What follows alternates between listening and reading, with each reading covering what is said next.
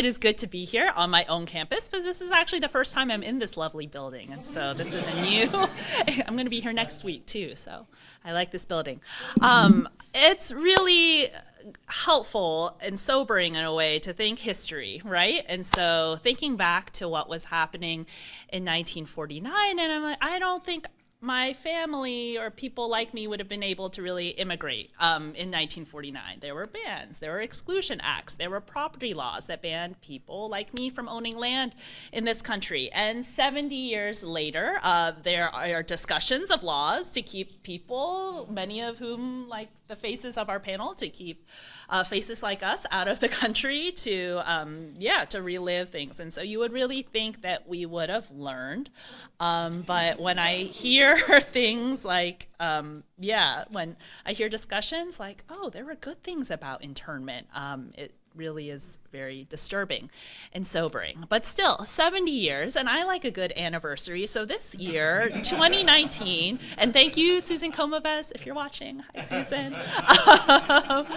And this year marks, for me, 2019 will be my 10th year as a faculty member teaching in graduate preparation programs.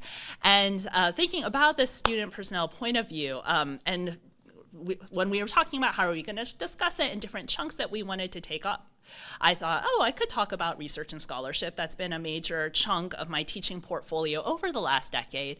And it was validating for me in rereading the student personnel point of view. It's a complex document. And I think we all might say we kind of have a love-hate relationship with it, or not, those are strong words. Respect, appreciate, but also critique, right? And areas that, that we can say that doesn't necessarily match the reality of what's going on with college students today. And so with research, it's really interesting because I think research can be a tool of, has been used, right, as the oppressor's tool often, has been used to uphold hegemonic principles, is loaded with power, is loaded a form of currency.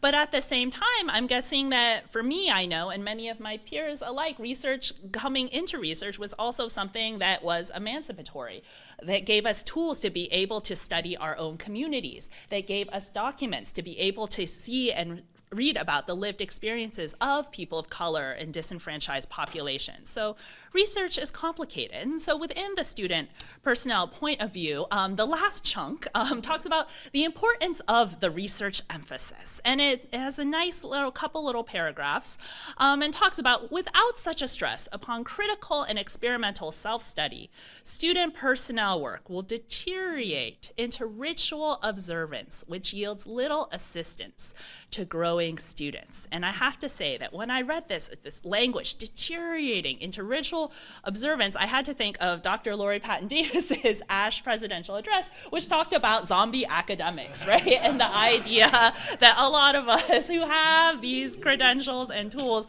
are walking around with our eyes not open. And the same could be said potentially for student affairs work and student affairs educators, that research and staying up to date with research is one of the things, ideally, that can help educators stay out of that zombie mode, say what's going on, what is the research saying, is what we're doing actually matching, what the research suggests that should be going on.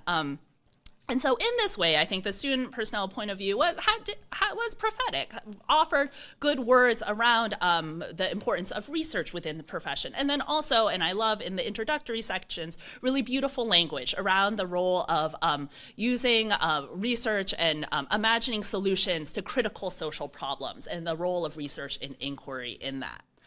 At the same time, thinking of when this was written and then rewritten again in 1949, in thinking about what types of research were the writers envisioning, right? And what types of research really guided, especially not just the early decades of our profession, but I would say for quite some time, right? And so this was really research, and I would say that reflected a more Western, Eurocentric understanding, especially of individuality as supreme. And this is really reflected in the student personnel point of view. When I was rereading it, I was like, wow, they are really about the student, right? So it's like the student does everything. The student will do everything. The student will this, that, etc. And, you know, it shouldn't be such a surprise, right? This was the time, and this was reflecting the paradigm that many of these fine people were coming from. This idea that you pull yourself up by the bootstraps, and so that the students will give them a little nudge, but they should be able to pull themselves up as well.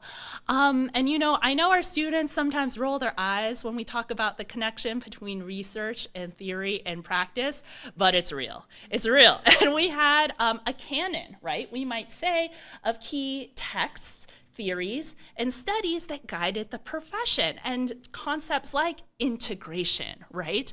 And involvement, which I actually love, you know, and I have complex feelings towards these constructs. So on one hand, they are helpful, and they're also, you know, these I words, sort of. You know what they mean, right? Oh, who wouldn't want students to involve? Who wouldn't want students to be integrated? But at the same time, there was some tunnel vision, right? There was some limitation to these constructs and to these works, and how they portrayed the student as the primary unit of analysis, the primary and singular driver of their own education, and forgetting that students came from somewhere, and forgetting that students came from contexts, and forgetting that students still inhabited contexts of inequality that just didn't leave when they got into college, but were pervasive throughout, right? And so thinking of that nexus between research and theory and practice, and thinking of, is it any surprise, right, that we were, you know, dominated by these studies, and for a long time they were largely large quantitative data sets. I've done those studies, I've learned from those studies, I've appreciated those studies, but at the same time, some of the limitations, right, of such a sort of student heavy, and not to knock students, but students sort of as islands, right? And we can see some of that reflected in both the student personnel point of view, and I think the approach towards practice, where maybe what we were doing worked well for some students who could work in that way and operate in that way, but not necessarily others. And so we learned to blame those students and say, why couldn't they do it? Because John over there could pull himself up. Anyway, but research, fortunately, the beautiful thing about research is that it is always evolving, right? And so we had, and it was so critical, right, in thinking of why is it so critical to open up the doors of graduate programs, right? So we had especially scholars of color and critical scholars who came through and said, you know, I think I could tell a different story. I think if I looked at the data, and if I collected the data, I might find something a little different, and I might come up with some concepts that could help us understand that students just aren't always on their own, or it's not necessarily their job to leave everything behind and re-assimilate and become this, you know, new being. And I don't know, I feel like Tinto used some very dramatic language too, right? Like dying to yourself and you're gonna rise like the phoenix. He didn't say that. But it's inferred, right? It's inferred that that's what students are supposed to do. So we had, you know, I think sort of challenges to the canon, and, you know, new texts, right, that have become must reads. I hope that all of you in live stream land are reading these, right? So Hurtado and Carter, right, writing about sense of belonging. Bill Tierney challenging Tinto and saying, actually, it's really problematic to use some of these metaphors to describe what's supposed to happen to students. Estella Ben-Simon and others challenging the dominance of quantitative methods and how they reflected, right, this very sort of individualistic student as unit of analysis approach to understanding higher education patterns. I have to give a big shout out to her Ash presidential address from a couple of years ago, which just does a great overview of some of these concepts. And then also others who highlighted the roles of structural inequality, institutional environments, communities, families, community cultural wealth. And so, you know, student development theory and thinking how that has shifted, right, and continues to shift. And these fundamental questions of who am I and who am I in relationship to others?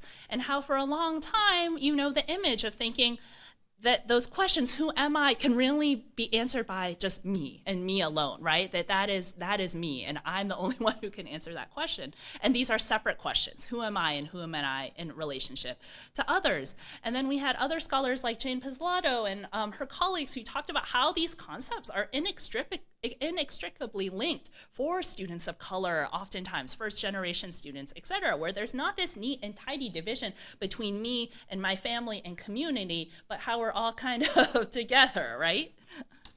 Okay, and then the rise of critical frameworks in the research, practice, scholarship feedback loop.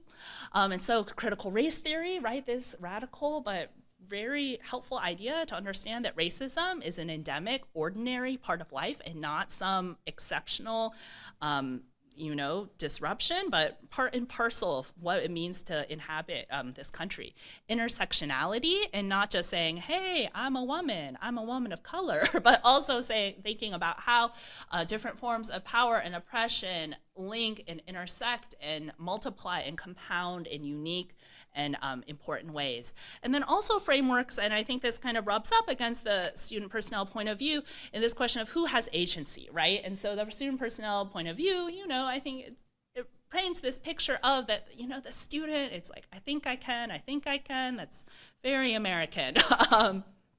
And frameworks to say, our hands might be a little more tied in these systems than we might realize. And of course, continued room for growth. Definitely, we are coming a long way, I like to think, but there's so much that we have yet to cover. Indigenous perspectives and bringing them to the table and learning from each other.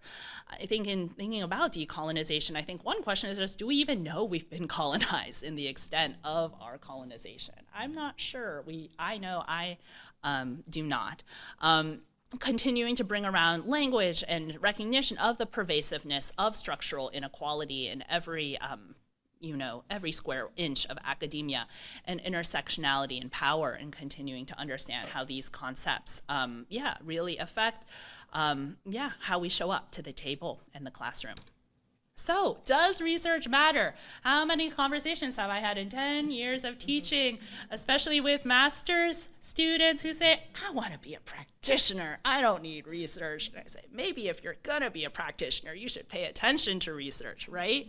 So yes, absolutely, because without research, and especially without diverse perspectives at the table of scholarship, who will own and tell our stories? Who will own and tell our stories? Only we can tell our stories, and there are not enough of us at the table. And so I think Chris, especially, I think for really powerful and challenging words, right, about words and who has access to words and power and voices, and challenging dominant narratives. It's funny, I recently had a little kerfuffle where I had done an interview with a journalist, and she published a story, and she attributed something to me that I had not said. And I wrote to her and I said, with all due respect, I don't think that's what I said. And she said, no, actually, I think that's what you meant. And I was like, this is a really weird moment where I'm like, I think I know what I meant, and right? And it really spoke to me, and fortunately, it was a tough moment. And I was like, I would like to own my voice. I would like to own my story, right? And so in thinking to my doc students, especially here, why research matters, right? Who will tell our stories?